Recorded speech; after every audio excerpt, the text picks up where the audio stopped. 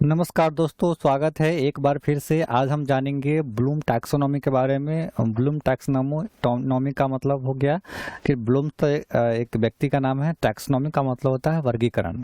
और इन्होंने एक वर्गीकरण किया था एजुकेशन को एक श्रेणीबद्ध तरीका से, क्रमबद्ध तरीका से वर्गीकरण किया था, जिन्होंने 3 पक्ष रखा: ज्ञानात्मक पक्ष, संज्ञानात्मक पक्ष, ज्ञानात्मक पक्ष, भावनात्मक पक्ष और क्रियात्मक पक्ष। 3 पक्ष अर्थात कॉग्निटिव डोमेन, अफेक्टिव डोमेन और साइकोमोटर डोमेन। बेंजामिन ब्लूम जो है अमेरिका के निवासी थे। इन्होंने शैक्षिक उद्देश्य का वर्गीकरण किया था। सिंपल सी बात है, उन्होंने 3 पक्ष रखा था: ज्ञानात्मक पक्ष, भावनात्मक पक्ष और क्रियात्मक पक्ष। सबसे पहले जानते हैं कि इन जो 3 थ्योरी दिए थे, इनमें किनका किनका योगदान था। सबसे पहले कॉग्निटिव की बात की जाए तो कॉग्निटिव में सबसे मेन रहे हैं ब्लूम। और हालांकि इनमें काम करने वाले लोग और भी थे ब्लूम के अलावा। ब्लूम, एडरसन, कैथवॉल, ये तीनों आदमी मिलके इस पर काम किए थे। ब्लूम, लेकिन इनका मेन श्रेय जो होता है ब्लूम को जाता है। ये कॉग्निटिव हो गया। अफेक्टिव में कैथवॉल मेन रूप से थे, इसमें ब्लूम भी थे और इसमें मैसा भी थे। तो कैथवॉल इनका मेन था। कहीं कहीं एग्जाम में पूछ देता है कि अफेक्टिव डोमेन जो है, इसमें जो भावनात्मक है, इसमें किनका मेन रोल था, तो ब्लूम का था। अगर साइकोमोटर की बात किया जाए तो साइकोमोटर में देव और अनीता हैरो नाम के जो आदमी थे, व्यक्ति थे, इन्होंने इनमें इस थ्योरी को दिया था, मिलके दिया था। हालांकि इनका नाम अंततः जाता है ब्लूम टैक्सोनॉमी, ब्लूम को लेकर जाता है। तो चलिए अब शुरू करते हैं अगला बात।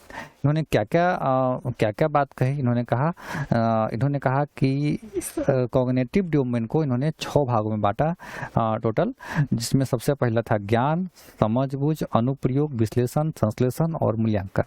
हालांकि ये जो है इसका 2001 में इनका थोड़ा सा फेरबदल भी हो गया था। 1956 में ये थ्योरी मिला था, लेकिन 2001 में थोड़ा सा चेंज हो गया था। जैसे कि आप देख रहे हैं, सब में नॉलेज को रिमेम्बरिंग, मतलब वही चीज़ को सब में ING लगा दिया गया और एक चीज़ को आगे पीछे कर दिया गया। ठीक है, तो ये 2001 में थोड़ा सा इसको रिवाइज भी किया गया था। ब्लूम टैक्सोनॉमी को क्या रिवाइज किया गया था, देख लीजिए। ज्ञान मतलब होता है याद करना, समझबूझ मतलब होता है समझना, अनुप्रयोग मतलब होता है प्रयोग मिलाना, विश्लेषण का मतलब होता है विश्लेषित करना, संश्लेषण जो था, संश्लेषण को यहाँ पर वो सबसे ऊपर रख दिया गया और मूल्यांकन को नीचे ले आया गया।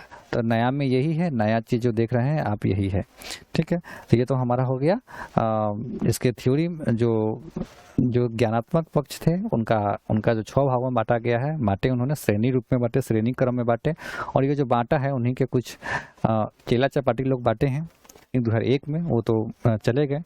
खैर, चलिए ज्ञानात्मक पक्ष क्या होता है और इनके बारे में क्या क्या चीज है हम जानते हैं। इनको 6 भागों में बांटा गया है, सबको क्या कहते हैं। तो ब्लूम ने 1956 में इसका जो है निर्माण किया था और यह मानसिक क्षमताओं से संबंधित है। किनसे संबंधित है? मानसिक क्षमताओं से। इसके उद्देश्य को सरल से कठिन और शिक्षण अधिगम के निम्न स्तर से उच्च स्तर तक ले जाने के दृष्टिकोण से बांटा हुआ है। इसका जो बंटवारा है, ये सरल से मतलब शुरुआत से कठिन की ओर, यानी लोअर से हायर लेवल की ओर ये बांटा गया है। 6, जिसमें सबसे नीचे जो है नॉलेज है। नॉलेज में क्या होता है, बच्चा सिर्फ याद करता है। सबसे क्या करता है, ओनली याद करता है, केवल याद करता है कि बच्चा की, हाँ जैसे मैं 2 का पैरा सुनाओ, 2 का टेबल सुनाओ, 3 का table, A4 Apple, B4 ball, उसको मालूम नहीं है कि क्या है, वो सिर्फ याद करता है। तो जिसमें सिर्फ आंकड़े याद किया जाए या उसे दोबारा याद करने का प्रयास किया जाए, इसी को हम लोग बोलते हैं ज्ञान। तो ज्ञान होता है। तो ज्ञान के बाद बच्चे में आता है बोध में क्या होता है, बच्चा उसको समझ जाता है कि अच्छा A4 एप्पल जो लाल कलर का होता है इसको खाते हैं, तो इसमें बोध भी हो जाता है। धीरे धीरे अर्थ को भी समझने लगता है और समस्या का व्याख्या भी करने लगता है। उसके बाद बच्चा करता है अनुप्रयोग मतलब होता है जो भी चीज को जान जाता है। आत्मसात करने का मतलब क्या होता है, जान जाना, ये उसके अपने अंदर चीजों को बैठा लेना। तो जो भी वो आत्मसात किए रहते हैं, हाँ, और किए गए जो ज्ञान होता है उसमें प्रयोग करते हैं। जांच करना, प्रदर्शित करना, गणना करना। हमने बोला कि बुआ तुम्हारे पास 2 चॉकलेट दिए हैं, तो काउंट करेगा कि 2 है कि नहीं। बोले कि 10 दिए, 10 काउंट करेगा। तो क्या करेगा, धीरे धीरे वो जानने लगेगा, जांच करने लगेगा। तो इसी को बोलते हैं हम लोग अनुप्रयोग। तो 3 ये हो गया और 3 अगला में है। देखिए, चौथा है विश्लेषण। जब बच्चा उसको ज्ञान हो जाता है उसके बाद उसमें क्या करने लगता है, विश्लेषण करने लगता है। तो इसमें क्या होता है, इसमें जो ज्ञान होता है आत्मसात जो कर लिया रहता है, जो जान गया रहता है, उसमें ज्ञान को भिन्न भिन्न भागों में अलग करने की क्षमता हो गई होती है, अलग अलग डिवाइड करने की क्षमता हो गई रहती है, ताकि अलग अलग तथ्यों का जो है ना अलग अलग निष्कर्ष निकाल के समझा जा सके। तो ये विश्लेषण हो गया, इसी को बोलते हैं एनालिसिस। उसके बाद करता है बच्चा संश्लेषण। संश्लेषण में क्या होता है कि संश्लेषण में बच्चा जो भी चीज सीखा होता है उसमें नया चीज बनाने की क्षमता उसमें होता है, नया कुछ आइडिया लाने की क्षमता होता है, जैसे में तर्क देना, वाद विवाद करना, निष्कर्ष देना, ये सब क्या है, संश्लेषण है। जो संश्लेषण कहीं भी लगा रहेगा इसका मतलब हुआ कि उसमें बच्चा जो है कुछ ना कुछ नया चीज जोड़ लेगा, अपने कुछ नया आइडिया बना लेगा, जिससे मैं 4 बुक पढ़ने के बाद 5वां बुक खुद से लिखे लेगा, मतलब ऐसा कुछ कर सकता है। 4 को कहानी सुना दी तो 5वां कहानी को लिखने का प्रयास करने लगेगा, तो क्या हो गया, ये संश्लेषण हो गया। अगला है मूल्यांकन। मूल्यांकन जो होता है कि हमने क्या सीखा, अब तक मेरा क्या रिजल्ट है, वो उसी को हम लोग मूल्यांकन बोलते हैं। हम लोग खुद भी अपना मूल्यांकन करते हैं कि हमने 1 घंटे वीडियो देखा तो हमको कितना आया, कितना चीज जाने, तो ये होता है मूल्यांकन। आप भी पढ़ते हैं तो अपना रोज मूल्यांकन करते हैं, तो मूल्यांकन का मतलब होता है सीखे गए ज्ञान में हमने कितना वृद्धि किया, इसी को हम लोग बोलते हैं मूल्यांकन। तो बच्चा मूल्यांकन करता है। ये हमारा हो गया ज्ञानात्मक पक्ष। ज्ञानात्मक पक्ष जो है कितने हो गए, ज्ञानात्मक पक्ष हो गए 6। अभी हमने क्या पढ़ा, ज्ञानात्मक पक्ष के बारे में, जो इसकी संख्या 6 है। आगे हम लोग पढ़ेंगे भावनात्मक पक्ष के बारे में। भावनात्मक पक्ष में क्या होता है कि भावना से जुड़ा हुआ चीज, दिल से जुड़ा हुआ चीज, हार्ट से जुड़ा हुआ चीज, ठीक है। तो हार्ट से जुड़ा हुआ चीज क्या होगा, हार्ट से जुड़ा हुआ चीज जो हमारे अंदर कोई भी चीज को हम जानना चाहते हैं, या कोई भी चीज हम मांगते हैं, या कोई भी चीज तो हम लोग पापा से मांगते हैं और मम्मी से मांगते हैं, तो दोनों से अलग अलग ढंग से मांगते हैं। तो मम्मी ज्यादा इमोशनल होती है और पापा थोड़ा सा कड़क होते हैं। तो ये क्या हो गया, भावनात्मक पक्ष हो गया। तो हम भावनात्मक का सीधा मतलब समझिए कि अपने दिल से लेना। चलिए अब समझते हैं, इसमें वे तरीके शामिल होते हैं जिनमें हम भावनात्मक रूप का सामना करते हैं, जैसे तारीफ करना, उत्साह बढ़ाना, प्रेम करना, ये सब क्या है, भावना है। तो भावनात्मक रूप से किसी भी चीज को करने को हम लोग बोलते हैं अफेक्टिव डोमेन, ठीक है। अब भावनात्मक डोमेन को भी 5 भागों में बांटा गया है। सबसे पहला है आग्रहण या ध्यान देना, रिसीविंग, अटेंडिंग, अनुक्रिया, आकलन, संगठन और मूल्यों का चित्रीकरण या विशेषीकरण। देखिए, आग्रहण देना, अनुक्रिया करना, तो ये हो गया हमारा भावनात्मक पक्ष। तो भावना के रूप में, भावनात्मक रूप से भी हम लोग क्या करते हैं, बहुत सारे चीजों को काम करते हैं, जैसे में हमको सीखने को मिलता है। जैसे में किसी का उत्साह बढ़ाने से भी बहुत चीज लोग सीखता है। जैसे में रिंग बॉल में जब प्लेयर खेल रहे होते हैं, तो जब दर्शक उसमें उत्साह बढ़ता है तो उसमें और जोश जनता है और उसको जीतने की चांसेस बढ़ जाती है। तो ये भी बहुत ही डिपेंड करता है। आप लोग भी पढ़ रहे हैं तो कहीं ना कहीं से मोटिवेशन लेते हैं, कहीं ना कहीं से कुछ ना कुछ देखते हैं, बगल वाला से, गांव से, समाज से, या किसी को देख के ही मोटिवेटेड होते हैं। तो सीखने में जो होता है भावनात्मक पक्ष का भी बहुत बड़ा महत्व होता है, बहुत बड़ा रोल होता है। तो इन्होंने भावनात्मक पक्ष को भी 5 भागों में बांटा। अगला है क्रियात्मक पक्ष। क्रियात्मक पक्ष में क्या होता है, जिसमें हमारा शरीर काम करे, जिसमें हमारा हाथ पैर चले, उसी को बोलते हैं क्रियात्मक पक्ष। तो निश्चित रूप से जब हमारा विकास होना है या पढ़ाई होना है, उसमें सभी का मतलब कॉम्बिनेशन होना जरूरी है। हमारे माइंड का भी होना जरूरी है, हमारे भावना का भी होना जरूरी है, और हमारे शरीर का भी होना जरूरी है। तो सभी स्ट्रॉन्ग चाहिए, और इन्हीं को इन्होंने अलग अलग ढंग से बांटा है, अलग अलग ढंग से श्रेणीबद्ध किया है, क्रमबद्ध किया है। इसीलिए इस थ्योरी का नाम है टैक्सोनॉमी। टैक्सोनॉमी का मतलब ही होता है वर्गीकरण।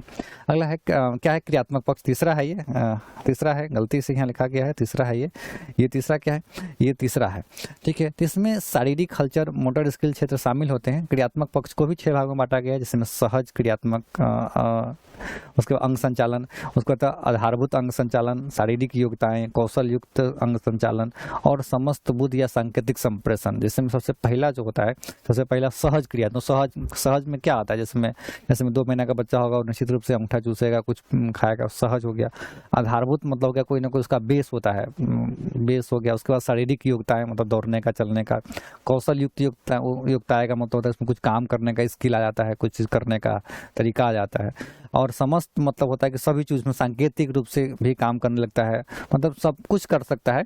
संप्रेषण का मतलब होता है बातचीत करना, मतलब आप एक समग्र रूप से जब आपका हाथ शरीर काम करने लगता है तो हम लोग उसको बोल सकते हैं सुसंबंध या सांकेतिक संप्रेषण। ठीक है, तो ये हमारा हो गया क्रियात्मक पक्ष के बारे में। ठीक है, अब हम लोग कुछ क्वेश्चन पर हम लोग चलेंगे जिससे आपको मालूम चलेगा कि आपने क्वेश्चन बनाया है ये आपसे सही होने वाला है या नहीं। सबसे पहला है ब्लूम टैक्सोनॉमी के बारे में। ब्लूम टैक्सोनॉमी डैश के पदानुक्रमित व्यवस्था है। तो किस चीज का पदानुक्रमित व्यवस्था है? संज्ञानात्मक उद्देश्य, उपलब्धि लक्ष्यों का, पाठचर्या संबंधित घोषणा और पठन कौशल। तो निश्चित रूप से संज्ञानात्मक उद्देश्य से है। अगला क्वेश्चन है इस इकाई को पूर्ण उद्देश्य, इस इकाई को पूर्ण होने पर शिक्षार्थी कहानी का मुख्य घटनाओं का व्याकरण शुद्ध रूप से संक्षिप्त कर सकेंगे। यह किस संज्ञानात्मक उद्देश्य से संबंधित है? मतलब जो शुद्ध व्याकरण का कब ये कर पाएंगे? जब उसमें समझ बढ़ेगी। तो इसका आंसर हो जाएगा बी की बात। ठीक है, अगला क्वेश्चन है व्यवहार करना डैश पक्ष किस में आता है? सीखने में, यानी सीखने क्षेत्र में, सीखने का संज्ञान क्षेत्र में, सीखने के मनोवैज्ञानिक क्षेत्र में, सीखने के भावनात्मक क्षेत्र में। तो इसमें सीखने की गतिक क्षेत्र में, मतलब व्यवहार करना गतिक क्षेत्र में आता है, कॉग्निटिव क्षेत्र में आता है। अगला है एक छात्र अपने साथी समूह के प्रति अपने व्यवहार में आक्रमण और विद्यालय के नियम का पालन नहीं करता है, तो इस छात्र को मदद की आवश्यकता है। एक विद्यार्थी है जो आक्रामक है उसका व्यवहार और विद्यालय में नियम का भी पालन नहीं करता, तो क्या आवश्यक है? संज्ञानात्मक डोमेन, मनोप्रेरणा डोमेन, उच्च स्तर विचार कौशल और प्रभावशाली डोमेन। तो यहाँ पर सबसे अच्छा होगा प्रभावशाली डोमेन, क्योंकि उसको प्रभाव देना पड़ेगा। इसका आंसर हो जाएगा प्रभावशाली डोमेन। ठीक है, अगला है निम्नलिखित में से कौन सा क्षेत्र, निम्नलिखित में कौन सा सीखने का क्षेत्र है? तो अनुभाविक, भावात्मक, आध्यात्मिक और व्यवसायिक। तो सीखने का क्षेत्र यहाँ पर हो जाएगा भावात्मक। ठीक है, ये सीखने का क्षेत्र है। अगला है व्यवहार करने का पहलू किस में आता है? व्यवहार करने का पहलू किस में आता है? संज्ञानात्मक पक्ष, भावात्मक पक्ष, ज्ञात्यात्मक पक्ष और मनोवैज्ञानिक पक्ष। निश्चित रूप से व्यवहार करने का जो पहलू है ये भावात्मक पक्ष में ही आता है। चलिए, हमारा आज का सेशन यहीं तक रहेगा। आज वीडियो अच्छा लगा तो आप जरूर लाइक और सब्सक्राइब कर दीजिएगा। तब तक फिर मिलते हैं अगले वीडियो में। तब तक सभी को जय हिंद।